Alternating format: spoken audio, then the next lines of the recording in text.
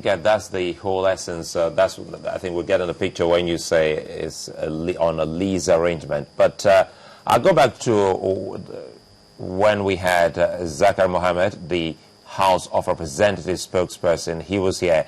And incidentally, he also doubles as, well, a member of the Aviation Committee in the House. He said when that budget came and the NCA wanted bulletproof cars, it was outrightly turned down. The only thing that was approved for the agency were operational vehicles, and they were highlighted. Each vehicle was mentioned, or rather named, with no BMW bulletproof cars. Tell us, was he right on that? Yeah, thank you very much. Like I have referred to the signed budget, they were mentioned there, 2 numbers, safety and security vehicle, and in procurement, you do not mention the brand of your product, because that will have been preempting that you want to go for a specific item, and you will not have provided a leveling playing ground for all the vendors of that product.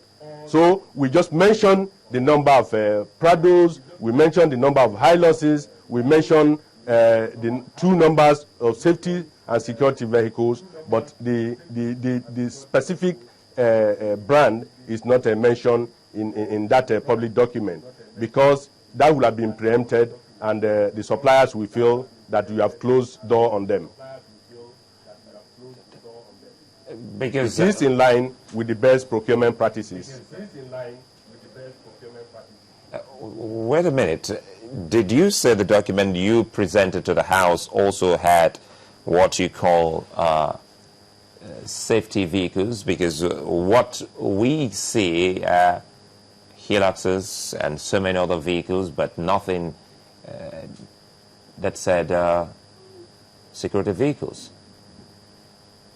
If I hear you clearly, I am not saying that the BMW was mentioned there. I told you, I've just mentioned that there are 2 numbers, safety and security vehicles, that is mentioned on the budget. And we don't need to disclose the brand as part of the fulfillment of the procurement processes. It is the best practice not to mention the brand specifically you're advertising for procurement. Was there a tender? I mean, was this advertised according to the Procurement Act? I just mentioned the target audience in this regard, the financier, which are the banks. We know them, and we sent a letter to them as an expression of interest to them, and they responded. Was it advertised in the papers, and was there an open bid? On a lease arrangement, your target, in this case the banks, and we sent the letter to them and they responded. You talked about the threshold at the time that they had to do with the ministry. What is the threshold that the tenders board can approve? That's the Ministry of Aviation now. Yeah, the threshold for the NCA is 50 million for consultancy, and 50 million for non-consultancy, and 250 million for works. You know, there are various categories of activities that the threshold is mentioned on. So for this kind of purchase, I mean, earlier on you said it was supposed to be the Ministry of Aviation to do all of those. Correct us if we're wrong. Is that what you meant? After all due process internally and due diligence, you forward it to the supervising ministry. Did the Federal Executive Council have any role to play here? Within our own powers, we did all the due process and due diligence and forwarded it. I'm sure that was done before the approval will have been communicated to us, because an approval was communicated. There are comments from the Bureau for Public Procurement which faulted some of the claims you've made about this car following due process. Well, they also say that a ministerial tenders board can approve expenditure of 100 million naira and below. If it's above 100 million naira, it must go before the Federal Executive Council. Is this correct? I don't know much about that because I'm actually not the procurement expert. I'm sure the procurement know what is supposed to be done in regards of this. And it is expected that it will have been done for us to get an approval. Was this budget approved by the National Assembly? Because there are lots of comments which say they didn't approve it.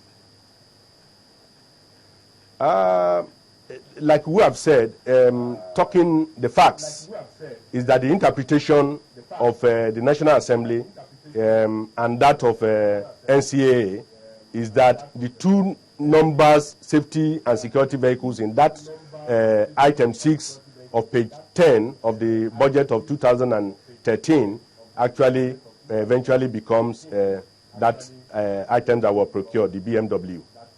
You know, when Mr. Justin Kamakolam appeared before the House of Representatives Committee looking into this matter, he did say that those cars were bought, the two bulletproof cars were bought for 127 million naira each, totaling 255 million naira. But there are lots of other documents saying otherwise. How much were they purchased for? That is exactly the figure. That is exactly the figure, about 127 million, and for the two of them is 255 million, about 255 million naira. That figure is true. But the House of Reps Committee was utterly shocked when he made that statement, which you just corroborated now. They say they have documents which show that the cars were actually purchased and quoted for, and that memo actually, for 70 million naira, the unit price, totaling both of them, of course, would then be 140 million, and not the amount which you just supported. Yes, I think earlier there was an estimate of that amount the House member will have been talking about, but opting for a lease arrangement because of cash flow constraints, I'm sure there are some other factors that will have to be applied, like the cost of funds, like the maintenance, like the warranty, and so many other things, repairs and all of that. So I cannot say, like I've said, I'm the Director of Finance and Accounts. I'm not actually in the procurement department that will have see through all the due process and due diligence in regards of this procurement. But you would agree, before we go, that it wasn't well-handed disbursing money without seeing what it was used for. Yes, sir. The way the public sector works, it does not necessarily mean that I have to be involved in every aspect of it. There's a procurement tenders board that has people who are skilled and experienced, and they will have to deliberate on the issue of pricing, on the issue of value for money, on the issues of due process and due diligence, and every other processes that needs to be complied with before the procurement of this item can be completed. And we have to see documentation in respect of that before payment was allowed by First Bank to the suppliers. You know, sometimes documentations really don't cut it. You know, seeing, they say, is believing. Sometimes when you see, especially in a document where the vehicles were not specifically mentioned, what if they had brought a Volkswagen Beetle and say, no, well, no, perhaps it's possible because in the procurement and document, they say, you know, you can actually armor. I'm coming in a moment. You can armor a vehicle irrespective of make. So if no one had gone to check it, especially if you were in charge, someone could have as well brought in a wheelbarrow and say, well, that's an armored car, and the money will just... Yeah, Mr. Suleiman, procurement department is not under the Directorate of Finance and Account. Please note this very specially. It's not under the Directorate of Finance and Account. It's under the Director General's office. All right. What I'm trying to tell you is that due process will have specified the spec of this vehicle. They will have specified all that was required for them to procure that BMW bulletproof car. All right, we have a question from Bako. Please don't mistaken it. The procurement department is not under the Directorate of Finance and Account. We only ensure that there's right pricing and there is a value for money and that the supply is received by the store, which is under the Directorate of Finance and Account, by the transport unit under the Directorate of Administration, and the audit department of the authority that is under the Director General of the agency. Be that as it may, Mr. Salau, they are all supposed to work together in the NCAA. But I've got a question from Bako. Yeah, they work together through the instrumentality of the procurement tenders board. These various units only work together through the instrumentality of the procurement tenders board. All right, let me get this question in.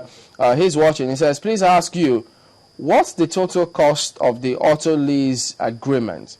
He says the National Assembly says it's worth more than 1 billion naira. Is that true? Yeah, the cost of the facility for the lease is 643 million, and the interest element added to it will be running after 3 years to about 800 million. And you are aware, like I was saying, that as in lease arrangement, we have to plan for the repayment of this vehicle through the instrumentality of the federal government medium-term expenditure framework, which means that we have to plan, like you are aware now, the budget for 2014 is almost on the table for discussion and approval, and you make a projection for 2015 up to 2016 when the repayment on the appropriation will have been completed. Well, so the lease agreement was anchored on the federal government medium-term expenditure framework. One of the things that concerns your office is value for money. Would you say that yes, the NCAA was getting value for money when it offered to pay 803 million naira over the course of 3 years for how many vehicles? Would you say that that was value for money? Yeah, definitely. Definitely, I will say yes as the Director of Finance and Account, because I need to manage my cash flow properly to be able to meet my obligations. It is better for me to take that benefit of a lease arrangement rather than doing an outright cash sales purchase of these items, because I will take the benefit of this asset for the next 3 years before I do the completion of payment. Definitely, I will justify that in order to be more solvent, in order to be more financially viable, it is better to go for a lease option. And of course, this lease option is a very common phenomenon in both public and private sector organizations, especially on the issues of vehicle. Are you appearing before the House of Reps committee today or anytime on this matter? I'm definitely attending. As soon as I leave here, I'll be going to the National Assembly. All right, then Salau Ozigi, Director of Finance and Accounts of the National Civil Aviation Authority. Thank you for speaking with us today on Sunrise Daily.